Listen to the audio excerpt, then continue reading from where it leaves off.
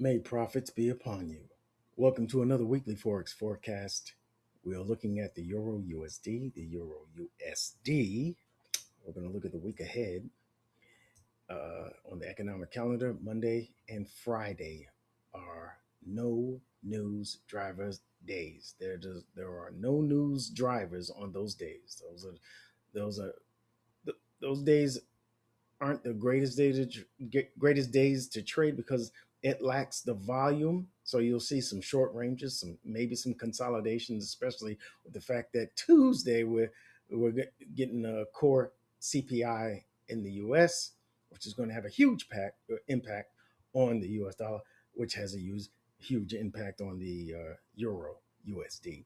And on Wednesday following that is core PPI, Producers Price Index, and that's also both of these have uh, are used by the Fed, all right, the Fed chairs to determine which way they're going to go with the interest rates for the U.S. dollar. And right now, they use that as a measure of inflation, and inflation has been giving us some sticky news lately. So if that can if that we're going to see if that continues with these next two reports coming out on Tuesday. So you might see some consolidation up until the news comes out. So I would hold off because on Tuesday, between Tuesday and Thursday, this is when you got to get your work in. All right, all right. This is where you're going to see the market move uh, in good range. All right, because there are participants. Okay, so those are the smarter days to trade. Anyway, let's move on. All right, what I have here is the monthly, the weekly, the daily, and the 4 hour trading view charts. Okay, and Euro USD on the monthly, we can see that it has been bearish, right? This is the larger picture, folks. All right, and you can see that we are in a descending channel here, and the market has been making lower lows, lower highs, lower lows, lower highs. Each time it's respecting the high before it and disrespecting the lows. All right. This is a telltale sign that says when the market breaks structure to the downside, that means the bears are in control. But you say, but isn't it bullish when it pulls back up? Sure, it is bullish, short term bullish. Why is it bullish? Because this is a retracement and we're going back into this bearish leg, this impulsive leg. And this is the correction. You understand? This is the correction to this move. All right. You wait until the market gives you a signal that it has reached its max at that pullback, that retracement, and that it's about to turn downward because this is the potential new lower high, respecting the low before it, for the next lower low, which would break the low before it. You understand? Confirming the fact that the bears are still in control, the sellers are still in control. All right. If you look at it on the weekly, you can see the market's been making higher highs and higher lows. Then we went into this year-long sideways business over here where the market ranged for over a year, right? We sweep the high of the consolidation, take out all the buy side liquidity, and then we break the low of the consolidation. This is the first time the low has been broken for a while since this last move up. You understand? This is where we have our first sign, the change in character from bullish momentum to bearish momentum. Then the market uh, pulls up, fails to go higher, fails to make a new high, which means it is a swing failure, a swing high failure.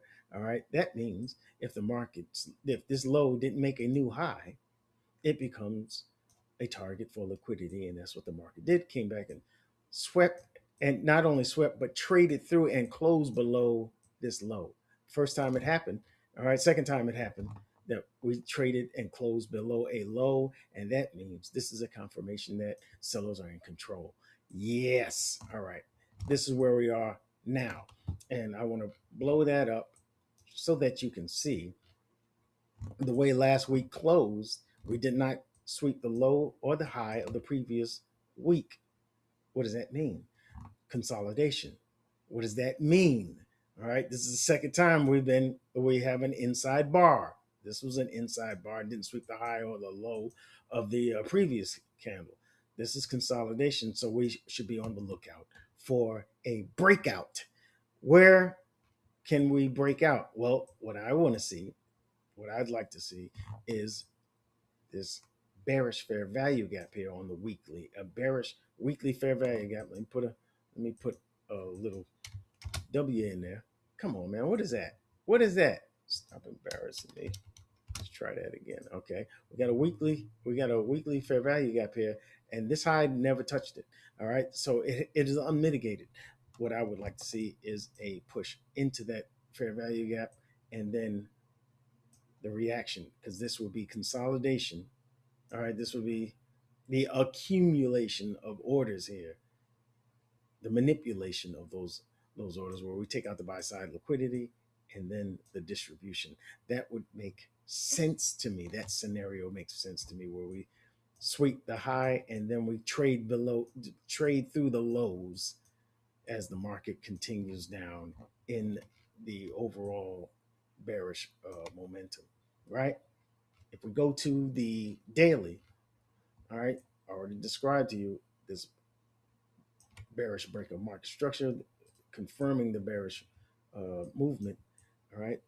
What I want you to see is, you see this impulsive move here, right?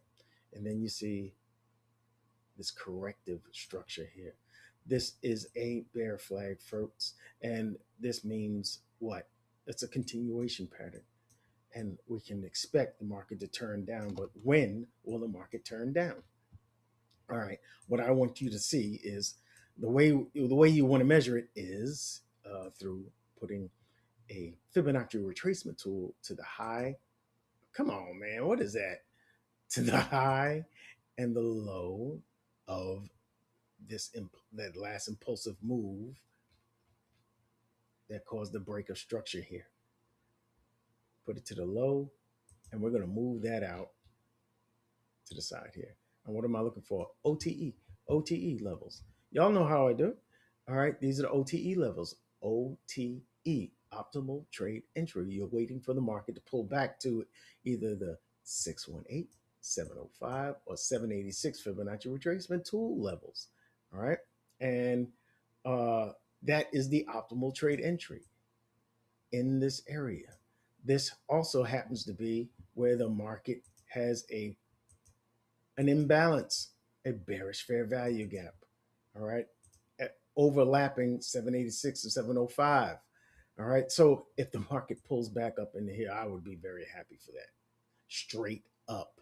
Okay. The market tends to touch where uh, the old lows. So it could come up and test this low right at that overlaps 618. So, in effect, I am looking for.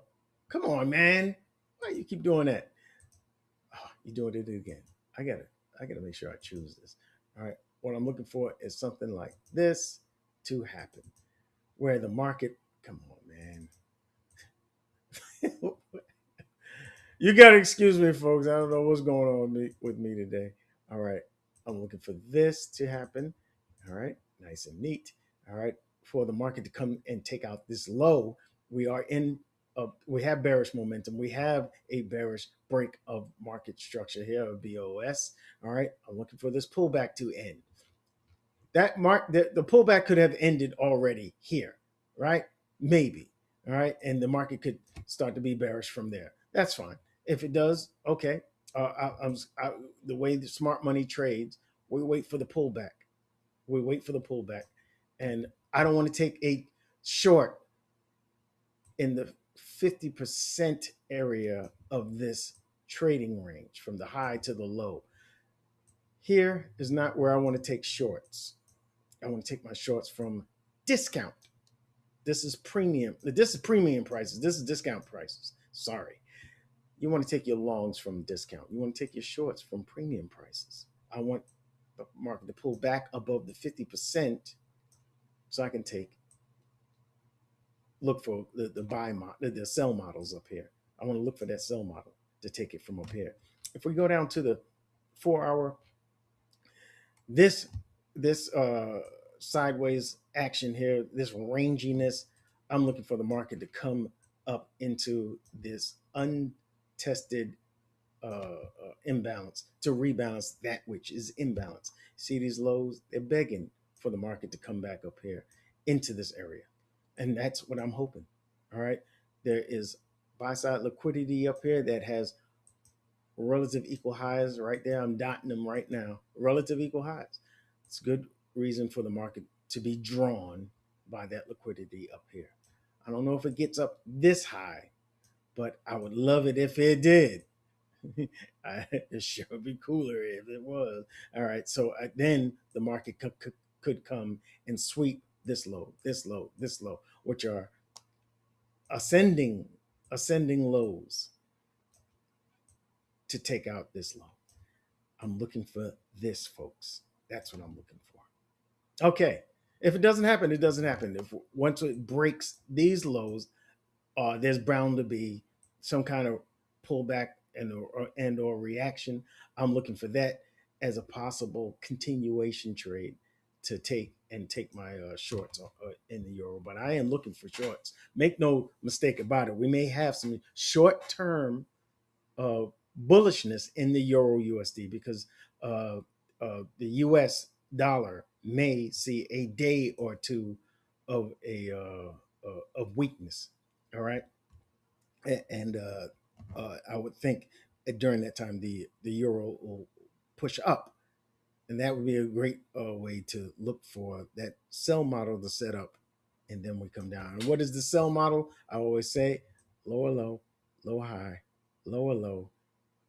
Oh gosh, sorry. Higher high, higher low, higher high, lower low. That's the sell model. You wait for that pullback and then you come down. I don't know. Maybe I need some sleep or I need some coffee, one or the other. All right. So it is that simple. Higher high, higher low, higher high, lower low. Once it breaks that structural point there, once it breaks that low, then you wait for the pullback.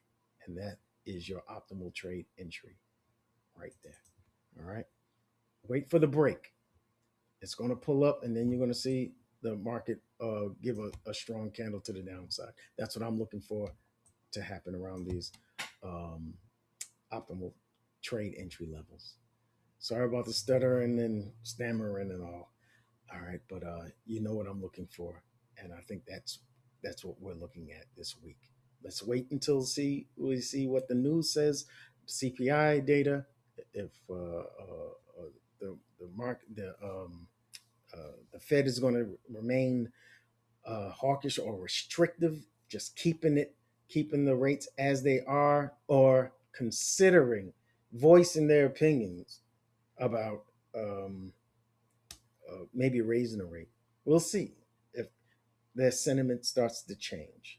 The Fed now, all right, and that'll have a deep impact on the euro USD, the pound USD, the Aussie dollar, the New Zealand dollar, the CAD, and the Swiss. All right. I'll see you in the next video, which would be the pound USD. Yes. I'm going to put that out right behind this one. Hey, I hope you enjoyed this. Make sure you hit the like button and the what do you call it? The boost button. I'll see you in the next video. May profits be upon you.